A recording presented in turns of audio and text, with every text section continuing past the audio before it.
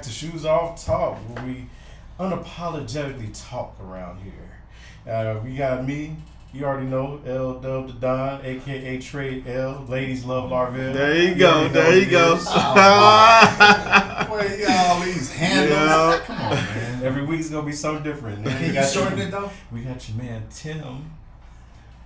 Just McAfee. We ain't doing all that. Then we got our guy, the man, The myth. the myth, the legend, Floyd on the ones and twos. What's up, y'all? Look, we are super honored today. We have, when you talk about people that are really making moves in the black community, just the community as a whole, our two guests today are the epitome of that. And I'm proud because this guy that I'm gonna introduce first is like, I don't think we ever said friends, because it runs deeper than that with us. So we brothers, both in spiritual, in Christ, and in life. My guy Ray Weathers. Welcome. I appreciate y'all brothers to have me on the show. It's a Yes, blessing sir. to be here. Thank you. It's good to be back in the valley, man. It's hot out here, but it's cool. Hey, You I know. told him the other day. I said, look, I said that's fine. He didn't really check in with me. You know how all these games got it to where you got to check in. He didn't check in with me before he touched down. I kind of had a little inkling that he was coming, but he didn't check in with me. But I told him his key to the city still worked. So he got out here. He was like, he started, because he ain't moved around out here in about 5 years. So in 5 years, all the growth and stuff we've had is tremendous. Yeah. So he out moving around. He was like, Tim, I might need a different key. But he always welcome, man. Like I said, this is definitely a brother of mine. What's mine is his, and likewise we go back way. Man. But without further ado, I'm gonna pass it over to him. Have him introduce our other guest, his brother, who is now our brother. Amen. That's right. Jermaine.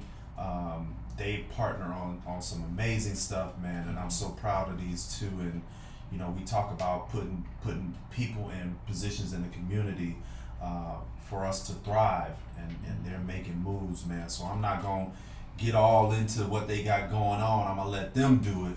That way, what they have going on is done justice, because it's coming from the horse's mouth, so to speak. So Absolutely. I'm gonna pass it over to Ray first. Yeah, so it's great to have my boy here, Jermaine Moore. Definitely a rivalry high school of mine. He went to the school of Magic Johnson at Langston Everett. I went to Jackson High, so we got connected a couple of years back, and he's doing some tremendous business globally. Got connected with him on some project development in our hometown. Had a plug that we need was over in Ghana, Africa. So after that, man, it's 2 years have gone by, and the elevation is here. I call it level up, takeover. So it's just awesome to see his vision and what he's been doing prior to meeting me. So he knew me from playing the game, back in the day at Michigan State. So here we are now trying to embark on some tremendous stuff with the launching of our Focus Foundation. It's a global launch. We're starting here and also in Michigan. So he's a business manager of mine, so he's a big time, I call him the boss as well. So it's just great to see us trying to connect people of color doing great things and staying united. So really happy to be back in the Valley. He's been out here, 10 years now? Mm-hmm. Yeah. 10 years now doing this thing. So we're going to keep some things to the chest, but people are going to look up and say, yeah, this is definitely God. What we doing? Yes, Like it ain't got nothing but me playing in the NBA, Phoenix Suns, Michigan State. None of that. This move we're doing is crazy. We didn't even mention that. Yeah. We got a Michigan State alumni. He was on that. Y'all won the chip, didn't y'all? I just missed that. I'm still mad about that. I'm gonna get that on my NIL deal right now. But no, I was fortunate to play with Judd Heathcote, for 2 years, and Tom Izzo. So obviously the Flintstone, the team was my freshman and Morris Peterson. So, but I was quote unquote Izzo said his first star guard, and I just laid the blueprint for those guys to do what they do. So somebody got to do it. Somebody got to do it. Sean Russell and Eric Snow did it for me, so I had to do it for them. Exactly. So if that story sounds familiar, like he was saying, he came in, or he was gone a year year after they won the national championship, and that was a team our new Phoenix Suns owner was on, Matt Ishbia. He was on that Michigan State team that won the chip. Ray's basketball extends really extensive. He had a few stints with the Phoenix Suns, played all over the world. That's how we met, is when he first touched down in Phoenix. And so I just wanted to touch on that basketball aspect of it, because sports, especially basketball, has really connected a lot of people. Having that commonality of basketball really connects a lot of people, and so I was just fortunate and blessed to meet him on the court, and it just cultivated into an amazing friendship. So I'm gonna let him introduce Jermaine, then let Jermaine speak on what he has going on. Absolutely. Brother Jermaine. Jermaine, it's on you. You're welcome. Okay. Hey, thank you very much. It's just an honor and a pleasure to be here, sitting with you guys. Man, I'm just excited about what we're doing. Just the entire connection, how me and Ray and myself connected, and it was just like it was perfect. I was doing a development, and in his hometown, and he was getting ready to do something, and I was looking for a curriculum, like an educational curriculum, and him and Angela had it. And since that time, like the first time I talked to him, I knew that this was like 2 years ago. I said, oh yeah, we're going to work together, because our visions aligned. They were doing stuff globally, I was doing stuff globally, and it was like, wow. So, and I always realized if you're doing something anything of essence, it's going to take more than one person to do it. And my team, his team, we've just been working together. And this foundation thing is going to, take over. It's big time, and we're not, taking back. It was like we're taking on some big, heavy things that needs to be addressed in this world, and we're taking them on, and we have a lot of momentum, and we're excited about it. Sounds like the teamwork definitely makes the dream work right there. Yeah. Oh, definitely. We what I want you guys to elaborate on is you guys are co-chairs, co-owners of a foundation that you guys are doing. What's the name of that foundation? Focus. Focus Foundation. Focus, yeah. So it's just pretty much in a nutshell. You know my story. A lot of people know my story. I said I have to remain focused on my faith first, and everything God will take care of the rest. And we have to be locked in as business owners, athletes. Remain focused on anything we do, even in the family household. That's what's felt in my spirit. Focus, and then it catch your attention real quick. Focus, right? So everything that we do, even in here, you have to be focused to make sure it's lined up. So that's what it's got to my heart to call it Focus. And I thought it was just gonna be domestically, but no, it's global. And so the movement that we had, guys, it's been incredible movement, unbelievable movement. So I'm trying to tread lightly without spilling too much of the beans, because I was privy, to some stuff that they have going on. But what is it? What's the next step? What's the next step for what you guys have going on? Yeah, so I'm gonna let you talk a little bit about the infancy stages of what we're gonna do, and then I give some more meat of what we're doing. Okay, I kind of call it like, there's a lot of like foundations and nonprofits that they're doing good work, in cities and stuff like that. I kind of think like we're the Focus Foundation is kind of like a disruptor. Like, we're not going to just be your regular traditional schools. We're doing schools. We're doing technology, and we're bringing it to our people in a different type of way. So I kind of like mirror this to like the cab industry. The cab industry wasn't ready for Uber, so it's kind of like we have a foundation, a nonprofit on steroids. We're coming to disrupt. We're not going to do everything the same. It's not the same old. We're going to do something new. It's going to be advanced. It's going to be the technology, and we just want to do it on a high level. This is not, this is not the Chitlin circuit. Well, this ain't the Chitlin circuit. Yeah. We're coming through on a high level. And we've been doing. We've been talking to some, heavy like presidents and stuff like that, people that are like can really make a change, and we just tell them the vision.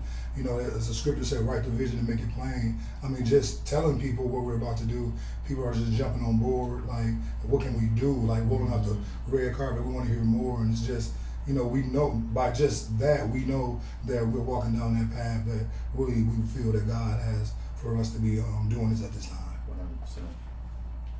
Yeah, you say the meat and potatoes of it, Ray. Give us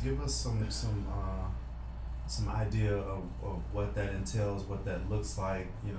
From what I'm hearing, man, I'm loving what's going on, is because you guys aren't sitting around waiting on somebody to do something. You're getting out doing it. You're doing the leg work, and sounds like a lot of people is really buying into what you guys have going on. Yeah. I always say this, man, is like they like to pigeonhole us as blacks and kind of limit what we can do, and even put us in certain areas. And I always say this: look, wherever white people at, if we ain't there, we coming. we coming, man. Those days of us wanting to start businesses and them telling us we got to go to the south side or the hood places and start there. No, we gonna be where y'all at, but our reach is gonna extend into the hood. So I'm really proud of y'all in that aspect. But shed some more light on that. So what you just said, I just realizing as an athlete, man, we're more than an athlete. We kind of know what happened with LeBron, right? We do more than bounce that ball. So I realized, man, they say come to the table, and too many athletes just take the dangling bait, if you will, and we compromise. But I realized we've been the table from the beginning. That's real heavy, right? Like we are the table. We don't need to come to the table no more. So who's gonna start with? Why not us? Like Westbrook says. So I just looked at, from my global perspective of my experiences, seeing, people of color, how we trendsetters and stuff like that. And so I got off into the educational field, and I still see that we had things that were still underserviced in a certain lot of areas and stuff like that. And I started looking at the need was, when you play in certain cities and certain countries, you want to find out how you can support, get involved in your community. And so I got connected with some really good people.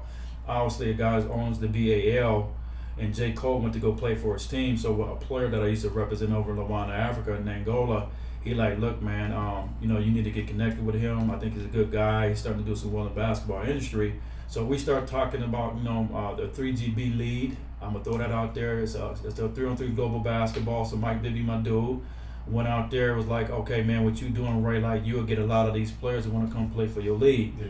Next thing you know, I get Ice Cube, get the second hand man, like, I want to have a conversation, right? And I said, no, it's gonna be black thrown. I don't want to tap into nobody right now. I'm keeping this to my chest.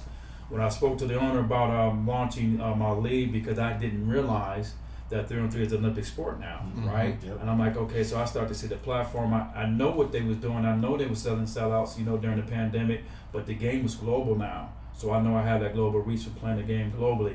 Long story short, they said, hey, we got some funding. The government wants to federally support it. And they said, would you be willing to launch some all-star games, bringing some former NBA players to come back over there and do like a soft launch, okay?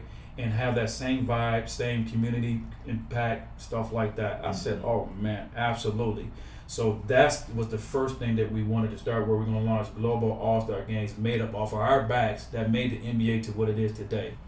You understand what I'm saying? So I was there on Yao Ming's team when he was the #1 draft pick, and they got $1.2 billion. Their second headquarters went to China. I'm like, oh, okay, that's how they move it. Now we got the Joe Embid's popping all right. So now they got another headquarters in Africa. Okay, so I said, okay, that's how they move it. But we have to understand, if we get together, we can do some great things. So we're former players that made the NBA to where they at. So we said we're gonna start launching our own funded by sponsors to have these global games. Where not just playing the game. Let's make sure we can go serve the community with education, mental health, a real bridge program. So when I started telling Brother Jermaine about these initiatives, we wanted to make sure that we can touch every aspect of life. Yeah. Not just athletically. We talk about all the things. So the campaigns that we have for the Focus Foundation, we're talking about we're in a digital divide. When the pandemic came out, some of my parents didn't even know how to use a computer, right? Email and stuff like that, right? So we know the metaverse, the AI system, and all that. So if we don't get caught up in that space, we can get left behind. So with that, our first initiative is to actually have a real sports city that me and my brother Jermaine and his brother talked about, where you got tiny homes. Some people don't have transportation to get their cars there. So this space would be like some hubs where you got your media room space to learn about media, cybersecurity, business, credit business, sport elite level training. My goodness, it's just a plethora of things that we want to be able to provide. And we have some real people with real money that say, you know what, we call it the vision.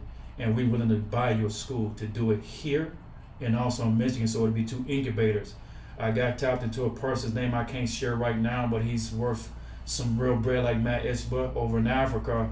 and his chief of staff said the vision that you guys have is a match and mission. So we're able to take this same model and plant it over there. So we want to have American kids have that same opportunity culturally to go over there, and then they come in here and have a real experience, not an experience that they don't normally receive. So when Brother Jermaine said, you know what, you need to start your foundation, he had some amazing stuff going on. He said God put some things on his heart, and it was just time that we had some stuff in position in place, but God's time is perfect, and I don't compromise on my faith like that. So I'm going to talk about God constantly because it's up to him. That's right. That's right. I think sometimes we compromise that. It's when the microphone on there, people remove you off the platform. So, but if we ain't got that issue here. We ain't got that issue. That's right. That's where that name comes from. Shoes off talks. We have uncomfortable conversations, and that's really what it's about, man. Is having those conversations that make people uncomfortable, because it's just natural that in order for you to get to anywhere in life, you have to be uncomfortable, and you got to be comfortable with being uncomfortable. And so that stems from everything from having the way you move, the conversations you have, the people you hang out with, and it's like Will Smith said, you are a direct reflection of the 5 people closest to you. And so you hang around builders and Christian people and people that's going to push you and not necessarily tell you what you want to hear, then the product that comes from that is amazing, man. It's amazing. And so, just to elaborate on what you were talking about earlier, as far as, us athletes, man, it's like, we scare the world when we realize how much power we have. Yeah, it's crazy. But the thing that destroys that is complacency. And they know that. They know that all I got to do is give them a few dollars, and then I take, let them feel like that's empowering enough to where they won't exercise thinking and try to say, okay, don't give me as much money, but give me more of a platform. And I think that's what we need to, in every aspect of our life, is understand that money is not power. Correct. Money doesn't equate to power. There's a lot of people that don't have the money, and they're some of the most powerful people in the world. So I think if we change the way we think, man, and understand that, and that's the way with a lot of contracts. When you look at a lot of these contracts, you're like, man, that dude is worth more than that. Correct. Break that contract down. This man got an opt-out clause. Right. He took a little bit less money to where at the end of this contract, the last year or two of his contract, it's an option for him. It ain't a team option. It's a player option. Yes. And so, we if we look at life like that, man, to where we don't buy into basically being a sellout, right, and understand that we hold all the cards as blacks. Bro, we hold. There's not one card that we don't hold, but they also understand the way to our mind and to our heart is through our pockets. Right. But we got to realize, man, it's like, what would you rather have? Would you rather have $10 million now or $1 million for the rest of your life? Come on. That's heavy. Land. Exactly. Land. Exactly. I mean, you think about that's the number one thing we got to understand. Go back to the roots of land. I feel like we didn't get a fair trade. No disrespect. I have Native Americans in my blood, but come on, we understand we've really built this country. Oh, bro, they'll tell you don't want to have that conversation. No. Not want to have that conversation with me, man. Well, look, listen, we gonna leave that alone. We're gonna leave that one alone. That's a topic for another show. Right, they already know. You see these eyes. Yeah. So, but it's got to be a spiritual awakening of who we really are. We are chosen people. Deuteronomy speaks about it very, very clearly. So in that, we got to walk in the power. We created in His image. And we got to start doing it. The same mentality that they had in the Pharaoh days, the same mentality that we have. We take the bait and then we betray each other. And we got too many guys, once we get the title and the status, okay, you had a little bit more success than me. So now when we're in the trenches, right, we go into the trenches, right? We grinding, hooping, crying, bleeding. But now you done got leveled up. Now I got to talk to 5 people to get a hold of you. Right? So we have to break that generational curse of what we're doing. And that's what this foundation is about. Like, they're going to say, well, your name wasn't big enough, right? Well, He can elevate my name to another level. So, you know what I mean? So people going to look up, I tell you guys, and say, wow, my career was a stepping stone to what we're doing today. That was my purpose. See, I'm walking a purpose now. And once you understand that purpose, every door He gonna open, He gonna close the ones that need to be closed. And everybody I said ain't going up this mountain, right? So I'm really excited about it because this is the one thing. If you ever read The Go-Giver, listen, it's principles, biblical principles to everything. The more you give, right, you're gonna receive abundantly. So when you service people, man, we got to get back to serving each other. What our kids gonna look like? You know, it's the same cycle. We all, you know, I think elder men in here still looking good, but we have to change this whole narrative, man. We got to have economic, digital currency for our people to start spreading through our communities, because that's where we're going as well. So I just wanted to tap on that. Like, listen, when you start a foundation, I call it, make sure whatever you advertise, that's where the resource is going. And not just the resources, but they're being serviced the way that we say we're going to service it. And so I think we're going to change some things in the game, like we're going to ruffle some feathers too. And I believe sometimes, like y'all just said, being uncomfortable, sometimes it's going to make you where you need to be in your purpose. So I hope where you're going to get there. That's the only way you're going to get there. And you got to have ambition. You got to be around successful people. You know, I remember Magic said something like, you know, you got to be around people that's smarter than you, right? And make your money grow. You got to spend money to make money, but you got to put it on good ground. So seed in good ground, I think, is very important. In this movement, guys, I tell you, like, it'll be people I had talked to in 10, 15 years, 30 years, man, and automatically they say, Ray, we hearing your name pop out over Michigan State back in Arizona, and the favor of God has just been so strong where they're saying, what can we do for you? As soon as I got off the plane, I met a multi-millionaire guy from Michigan State out here that's attorney. He was like, you're Ray, oh my goodness, what are you doing? This is what we're doing. Some things I got to keep to my chest. Can we sow seed into what you're doing? It's been like that, the last 5 months, incredibly, y'all. So, and they had the right team. You gotta have the right team. The crazy thing that I love about like what we're doing that's so different than just any other regular foundation, we're taking a nonprofit space and like the corporate space and we're combining them. So it's not like we're just saying, hey, we need money. No, we're also making money that will help us advance our initiatives if nobody else will help us. So we have enough support and investors that we're just saying, hey, get with this vision. This is a move. You were saying something about contracts. And one of the things that we're doing as a nonprofit or as a foundation, we're taking on some of the things that blacks. I'm in business, so we do good now. You know, from all the years of us being suppressed, but we're not in that contract space yet, where they're giving out $50 billion contracts, and we don't know there's like 70 to 100 billion in contracts for blacks that nobody go get them because nobody is on that contract space or have something, a vehicle to ask for $100 million contract. So that's something that the foundation, doing it as a nonprofit and taking on like housing and education on a large scale, doing it as a foundation just put us in a better space. And doing it like, people don't know this, the NFL, the NBA, those are all nonprofit organizations, but they make billions. So, but having something that an investor can give in that's profitable, basically it just helps us execute all of our initiatives on a high level. And so that's how we have it structured. So even just if you give to this, you're giving to something that is, is good ground, as they say. So, with just to piggyback on that, I heard you use the word give. We all know what nonprofit is. How could our audience and the people that's listening to us and that's watching us, where do they go if they're interested in either finding out more information, wanting to get involved, wanting to donate, or just follow you guys in what you're doing, or even what I learned, man, through this life is like, you never know who's watching you.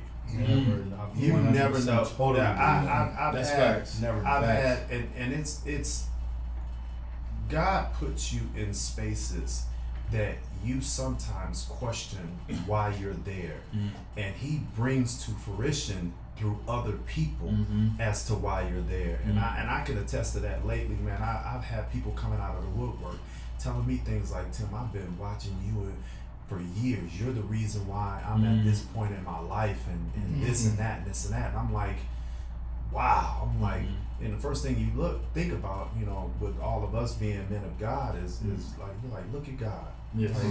Like it's just when you do right by God, and we're not perfect, and God knows that we're not perfect. And that's the reason why He makes it possible for us to repent. And there's no such thing as perfect. But yes, sir.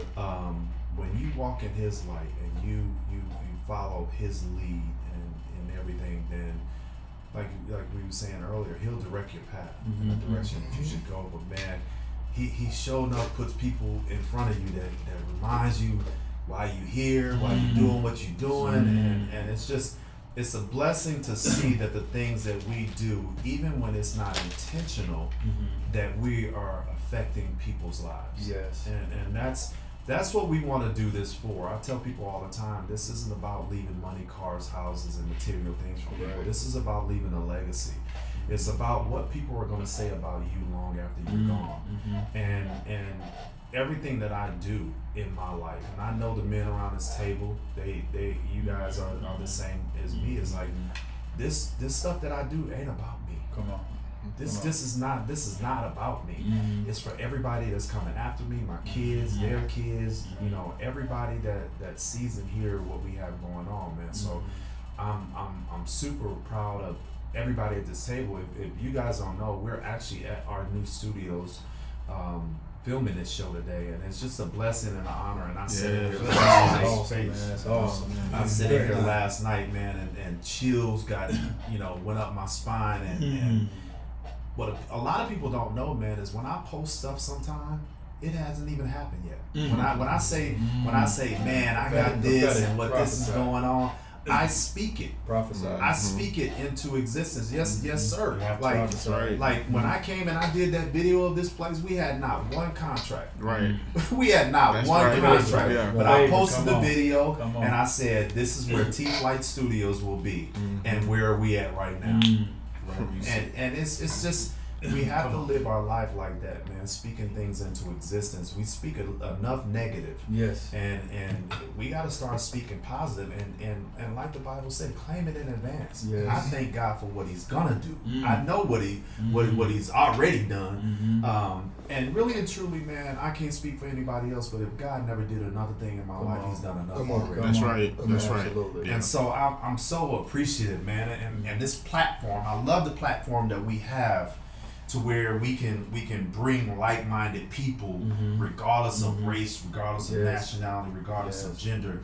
We can give them this platform to pub and to come on and talk, and we're not syndicated, so we don't have those rules and regulations where everything is unscripted, unfiltered. We gonna say things that might ruffle somebody's feathers. Come on. But what you don't realize is somebody need to hear that. Yes.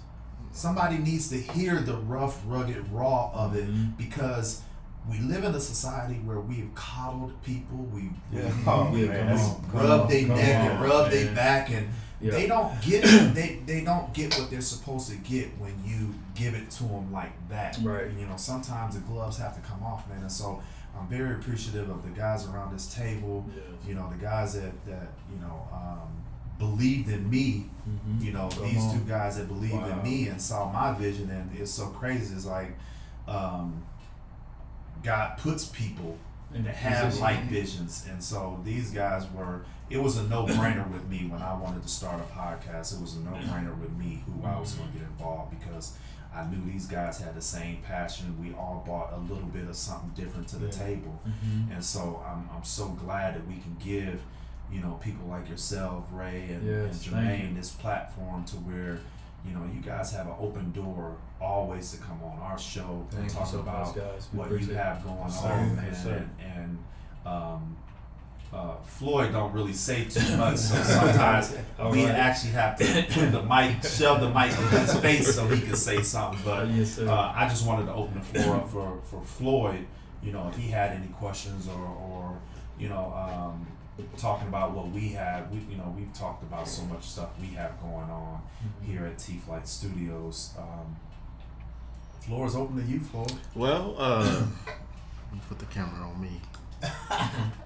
My time to shine. But no, I mean, I'm loving the whole idea, the concept, what you got going on there. Yes, It's, man, I was like, just listening to all that, I was like, man, how can I be down? Right. But when this came about, what was it in your mind that said, okay, this is it? Transparency, because that's how I am. The big bro. When he mentioned it, I know my spouse had mentioned it a long time ago, but just the passion, the visionary, he's a visionary like myself, and he's like, he educated me. And we got to be receptive sometimes. Mm-hmm. You know what I mean? We got to get out of our comfort zone. And the more he talked about it, I said, this is it. This is it right here. This is something I just felt in my spirit. Mm-hmm. And once I received that, God just blew on it. Oh, okay. Just blew on it. Yeah. And every day he's the fan of the fire, so I just started seeing this momentum like that, and I said, it's not about me, it's about you. See, you just said this platform. I said, I want the airways to be able to share on any platform that you give me, that you would see that just your hand on this. Not what I've done in the game, because he said my stuff is thrown. I said earlier was just to do what I'm doing. So, and I'm seeing it, and he's blowing my mind. He's literally blowing my mind. And you said it earlier too, bro. It's not about what I've attained from playing the game, the houses and all that stuff. It's really helping people and being an example for people. They said today was good is bad, was bad is good. So we got to get back. Truth is everything. Mm-hmm. Right? So I just humbly appreciate that, guys, for just having this opportunity. But it just clicked when he said, you know what, Ray? And he started prophesying some, speaking some things too. And I said, you know what? Let me faith without works is dead. Right. Just to even be in this space, you got to start somewhere, right? So faith without works is dead. So I'm just moving in faith. Just like when we played, I used to tell people, you wasn't in the gym shooting me. Y'all remember that Rick Ross version? You wasn't in the gym shooting with me. So I'm taking that same concept and the disciplines that I have, right? And I'm applying that to the business. And understand, I was a businessman because I had people making money off me during the game. But I was so focused that I didn't learn the things that I need to learn instead of people handling my business. So now I understand I have to have my hand in everything and then move by the biblical principles that we have in faith that's going to happen. So when you talked about prophesying something, next thing you know, I'm going to prophesy, y'all going to have your own TV studio. Right. So we got to think big. We got to think bigger, right? So my thing is like, he said he owned 1,000 acres in the mule, so I believe him, I trust him. So yeah, so I hope I answered that, brother. Yeah, man. Yeah, man. Thank you. I can chime in a little bit. The Bible says a good name is far above rubies. Yeah. And one of the things that Ray has, I'm from the Lansing, Michigan, from the same area he's from. Ray is like a legend, a hero. Even back in the day, even with the tragic situation with his brother, I knew all about it. I even talked to him. I remember all of it. And so just from him having that influence, so it's good to him. And then I started like putting some fillers out. Everybody I talked to, they was like, dude, I was telling them what we was thinking about doing. It was like, dude, even like up to a car dealership. I said, hey, what if we had a car dealership, Ray Weathers Auto? Everybody, oh man, just because he kept his name like so good. I was like, yo, leverage it, leverage this for your legacy, for your and then we were just talking, and then I started like thinking like all the stuff that I had going, like developments, affordable housing things, even in his hometown in Jackson. And then one day I was just I was like, wow, if I combine what I'm doing under a foundation, God just showed me, it was like it exploded like in my spirit. I called, hey, we gotta do this. I said, we gotta push this. This is for your legacy.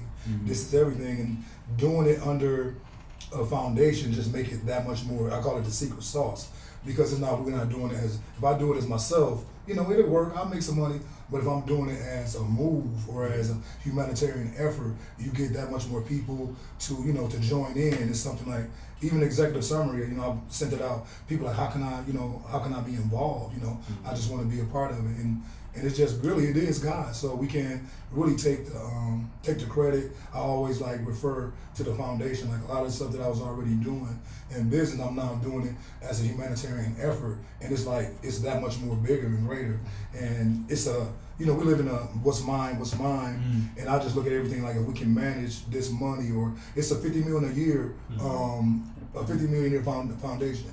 Just if you fight homelessness alone, you need that much money. So we're doing schools, we're doing everything like that. So just by us saying, hey, we need $50 million a year to help people, and then it just started multiplying, and we just getting people to jump on with us. And this is like, when you look at the Bible, everybody, all those works of faith, they didn't have a template. So this is something like that has never been done before, and we're moving by faith. I always say faith is the greatest technology ever known to man. So if you believe it and you see it, and we're just walking in it, and everything is falling into our laps.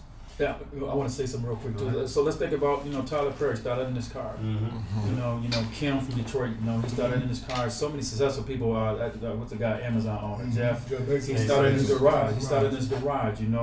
And I wanted to tap into this, and I didn't mention it earlier. So a lot of this, my documentary came out on. I'm sure you might remember that, Tim. My documentary came out 10 years ago.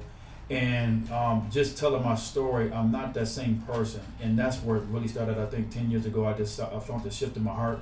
The documentary had it, not to boast about it, but it was called Weathering the Storm. A lot of people came, almost 1,000 people showed up to the premiere. Yeah. I almost got a 30 for 30, really. And they said, well, he's a big name, but his name wasn't big enough. I only needed some fuel to the fire, right? So now I'm fortunate to bless. This is another potato I'm giving you, Brother Tim. The final draft of a movie script that just came out, and it's going to be a feature film. Okay. Yeah, it's going to be called Caught Up. Yeah, I heard it coming first on his angle on no TV platform. Exclusive. Exclusive. Ding, ding, ding, ding, ding. We need a bill. Whenever we have something exclusive, we need a ding. Yup. So we are Clay Walker's a producer out of Colorado. Has done some good stuff with Vince. Talked to Spike Lee, a couple people, and I knew this a long time ago. When I was out in California, I'm not gonna name no names, but I knew that some people heard about my journey. My story was like, yo, you got an Oscar, you should be doing, an episode on HBO. When I was out in California, I'm not gonna name who that person was. Y'all can Google that, YouTube. You'll probably see some images. But I say that to say that what God is doing, he said, tell my story. So here we are with my brother B to tell this story, and we got a real movie, I believe, again, they say it's Oscar level. And we're going to be the first movie to ever be shot in my hometown down in Jackson, Michigan. The city has been so gracious. Shout out to the 517 Jackson, Michigan for this showing so much love, especially over this past week, going through one of the biggest storms of my life, where the honor and the respect that they're giving me, pretty much almost keys to the city. I heard some people talking about, naming the street after me. Playground, Rotary Playground after me, that we dope. But for me, it's never been about accolades and awards. Like, I'm one of those dudes that I care about people. And so being able to have my life been told in the lens of this level, it's going to be beautiful. And so I wanted to give y'all exclusive tonight. Thank you so much. Thank you. It was off top. Look. So, I've heard throughout this conversation, I've heard the word faith mentioned at least 10 to 15 times. Mm-hmm. And a lot of people don't really understand what faith is. People, when you don't have an understanding of what faith is, I can break it down like this. Faith is easy to have when it's something that you can feel and touch, and when you're in a comfortable position. Mm-hmm. But the Bible says faith is the substance of things hoped for, and the evidence of things not seen. So that is actually having faith in something that you have no idea if it's going to happen or not. You're exercising a belief in something that is not yet happening, and we can tell at this table that this is all men of faith, and I love that for us, because we live in a society, man, that people actually have to see things and feel them in order to believe them. Mm-hmm. And I posted something on social media the other day. It's like, people think that trust and belief is the same thing, and it's not. I can believe in you all day long and still not trust you. Come on, that's deep. Right. Go deep.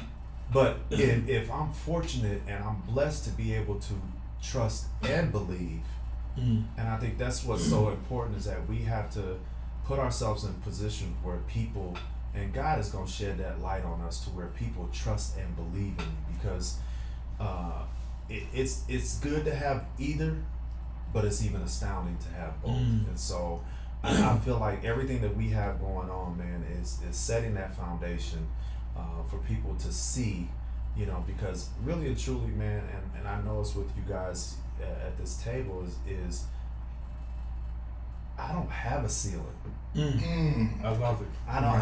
I love it. There's and everything that I do is temporary. Yeah. Like, we just moved into this office, but I'm already thinking about the next move. That's right. Yeah. And don't get me wrong. Don't think that I'm unsettled or I'm ungrateful. I'm very grateful. Right. I'm very grateful. But I also understand that God told me, when I ask him for something, be specific. Yeah. And so I don't want a car. We was talking about it earlier. Yeah, come on. I want a Lambo sitting on them things, and you know, I'm being specific. If God told me to ask for what I want to be specific in what I ask for. Love it. Now, that's not saying that I'm not going to be satisfied if He don't give me everything that I ask for. Right. But the Bible says you have not because you ask not. Love it. Let's go deep with that. So you think about when God asked Solomon, "What do you want?" So he was thinking about people. He knew that he was in a situation where his dad was an awesome king, right? But when he asked him, he said, "Man, God is so great. The things that he didn't ask for, God gave it to him at the highest level, and he said none would be greater than him." So he just said, "You know what? I want to do right by your people." So he asked for what? Wisdom. So that's the same prayer I've been praying for. That's called prophetic prayer and precision prayer. So I said, God, help me do right by all these people through this foundation for your glory. So everything that I didn't ask for, so with the wealth and all that, He gonna provide that. So when you just said that, this is dropped in my spirit. Think about what Solomon asked for. He already was rich. He had inheritance. I want our kids to have inheritance, not just items and things. I'm talking about land. That's prophetic. Generational wealth. You find what I'm saying? So that's critical. So when you just said that, it dropped in my spirit, man. And listen, there's not, you're never gonna get paid with your value, what you're worth. You understand what I'm saying? Like really, like the players are never gonna make more than the owners, man. But who's our owner? It's Him. So I know that He can provide all things for us. So like this is. I've done a lot of interviews. This one right here is the greatest one I've done. I say that humbly because I can be who I am. I don't have to put a mask on. Being transparent, it's unfiltered. You can just say what's genuine on your heart, and that's the most important thing. So there ain't no misunderstanding. Right, exactly. Larvell, I can hear your wheels turning over Come there. on. Like, It's been a lot that's been said tonight, especially about starting, stopping, doing it this way, being told no. Failure leads to success. That's what it is. That's the reason why I created the brand, man. Yeah, love it. I needed to change the way we thought about failure. It's like we all grew up with the saying failure is not an option, and that is one of the biggest myths because failure is like death. It's gonna happen regardless of whether or not you want it. Yeah. It's about your relationship with it. When you encounter failure, what is your next move? Do you allow fear to keep you from moving on to the next step? And I tell people all the time, like, I try to fail at stuff every day. Every day I'm trying to fail at something. Because every day I fail at something, that means I'm open to try something new. Come on. And I won't have a life full of regrets. I tell kids all the time, you'd rather have a life full of failures than a life full of regrets. That's how everybody at this table got to where they are in life. Yes. Respectfully. Yes. Look, we have all at this table come from the bottom of the bottom. I always say this, people laugh, but it's true. I grew up eating mayonnaise sandwiches, drinking sugar water. Man, come on now. Come on. Sugar sandwich. Come on. Yeah. But what built in us is you can't threaten us with taking something from us because we know what it's like not to have it Already. All you gonna do, bro? Some of the funnest times in my life is when I was the brokest. Facts. Right, come on. Just think about it. Just think about You it. gotta use your creative juices. Yeah, because you had to use your creative juice and imagination, imagination. and you didn't go out and buy fun. You created fun. Yeah, come on. And I treasure those moments, and those moments are the constant reminders of why I do something, and I don't look for that reward in it, man. I look at how many lives I've touched, and that is my greatest reward. It is impacting lives, and if I can, I said this to a kid the other day. He was like, "Man, I don't think what I'm doing is working," and he was doing some stuff in the community, and I was like, "Well, what are you doing?" He told me what he was doing in the community. I said, "Well, has anybody messaged you and congratulated you or told you how much you?" He said, "Yeah, I have it." I said, "That's all you need. All you need is one. If you talk to 1 million people and one of them Got through to one. that's all you got to do is touch one. That's it. That's all you have to do is touch one, man. And what you have to understand is like a lot of that stuff is not going to be visible to you. You may never hear from the people whose lives you touched. So that's why it cannot be about getting gratification and a pat on the back or awards, you know, for what you've done. Because like you just said, you will never be paid. You will never be acknowledged for what you have truly done in this life. Wow. Like, and I tell people all the time, like, look, you know, you have people that want to start businesses. It's like, okay, you want to do anything, bro. You can't have a plan A and a plan B. You can only have one plan. It's got to be plan A. Because if you have a plan B, you're not going to give A the attention that it deserves, because the way we are wired, we would think that, you know what, if this don't work, I can fall back on plan B. But if plan A has to work in order for you to eat and pay your bills, how much effort you gonna put into plan A? And so I encourage us, man, what we all have going on in our lives, there's nothing too far-fetched for us to get a hold. We have to realize there's power in truth. Yes. And you can hide a lot of things, but you will never hide the truth. It is going to come out. Yeah. I don't care if you're dead and gone. Truth is going to come out, and we cannot fear. We all grew up, man, on leaders. Like the leaders of today, they ain't it. No. They ain't it. No, man. Talk on. We grew up on leaders that risked life, freedom, and it wasn't just them. It was their families, man. And so they stood to lose something.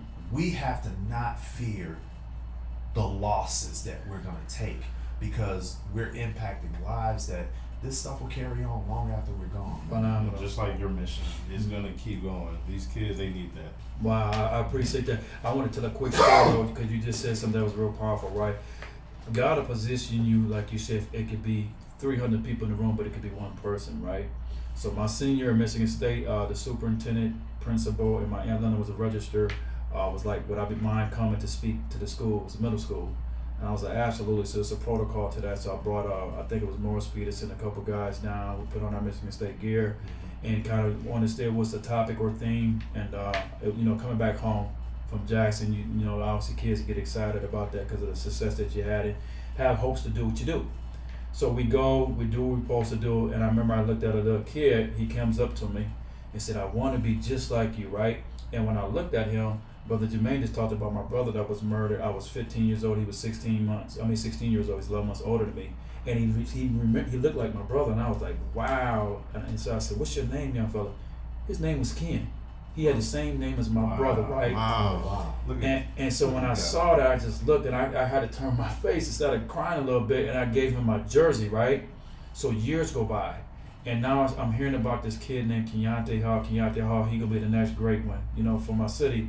And he was like, you never heard of him? He know all about you and stuff like that. He said he looked up to you and you spoke at the school. And when they said, I said, what school did you talk about? Because obviously I had spoke at a lot of schools.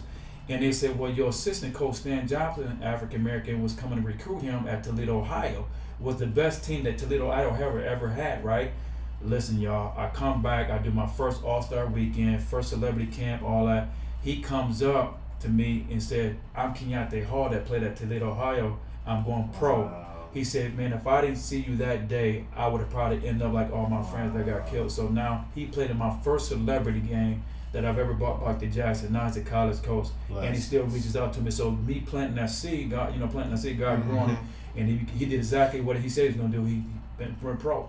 That's good. So when we talk about being the part, looking the part, doing that, you never know how you can impact people. Yeah, for you it was such a small thing, but for him it was again just being there tangible. Yes. I think we get to a level of success sometimes, you know, you can't be touched, you know. So like I feel like, you know, I can go to the hood of the hoods or the birds of the birds. You got to be tangible and present, you know. I could have just said, okay, nice to meet you, young fella, and kept it moving, right? But I just like the compassion for people. And to see him taller than me, bigger than me, he just started crying and said, I made it. I said, wow. Oh, that's good. Yeah, yes, sir. Look, man, I appreciate you. I know, right? Man. Like, man, this is probably out of all the shows that we've done, this is probably the one that's nearest to me, and you could tell the spirit was in here moving, and we all was touched in one way or the other, and like I hope when we leave this room, and I know when we leave this room will be rejuvenated, man, and having that fire burn deep down inside, man, and I appreciate you guys coming on the show, brother Jermaine, Ray. Thank you so much. Thank you, I boss. appreciate you guys coming on the show. It was definitely an honor. We're gonna have some last words from brother Jermaine to kind of close us out, and then we'll hear from the co-host, and we'll keep it moving. Yeah, I just want to say, like, people just listening, like, keep striving. Like, if you got an idea or anything like that, like, if it's big enough, the money will find you. Like, one of the things I like with working with Ray, I say, hey, now is your time to get your NIL. And he's, and it's happening for him. And if you have any idea out there, and just if you're starting a nonprofit, listen, if you're trying to help one person, you need at least $1 million. And the thing about it, a lot of our nonprofits only ask for like 100,000 or 50. And the people that's really in charge of giving out the big money, a lot of these companies, their lowest gift is $5 million. So if you don't have an idea, we definitely got ideas that's bigger than $5 million. So I just want to encourage people, like, think big. Like, ours is $50 million a year. That don't stop anybody else from starting a foundation. This is just the idea that God has put on our hearts. So just keep striving, and don't give up. One thing about sitting here, I know everybody at this table went through some hard times, and so we just keep striving. And we did see the other side, and we probably still going through some things, but we got a fight in us. So just don't give up. Keep striving. You got a vision. Keep striving. The money is there. You just gotta walk like it's already there, and that's what happens. It'll find you. Like the Bible say, make it plain. Make it plain. Right. And man, as usual, man, we appreciate everybody tuning in.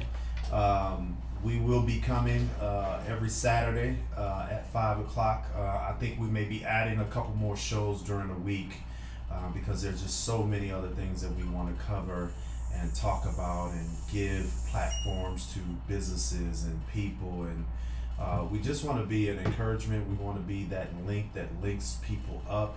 And like Brother Jermaine said, there's no small ideas. If you think it can be done. And you just have to understand that. You just have to have the right people around you to make those dreams and ambitions come to fruition. So I'm appreciative of everybody that's in studio today. Stay tuned. Next Saturday, we'll be coming back.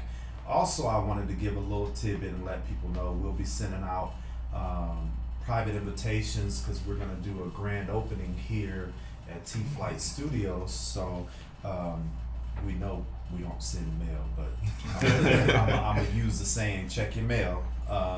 But as always, man, we appreciate you guys tuning in. Like I said, hit us and inbox us, message us, whether it's good feedback, bad feedback. We can use either one because our goal is to improve this. And like I said, make it a platform that our community definitely can use and benefit from. You guys have anything else before we sign out? There's only one thing left to say. Hey, love, peace, and soul.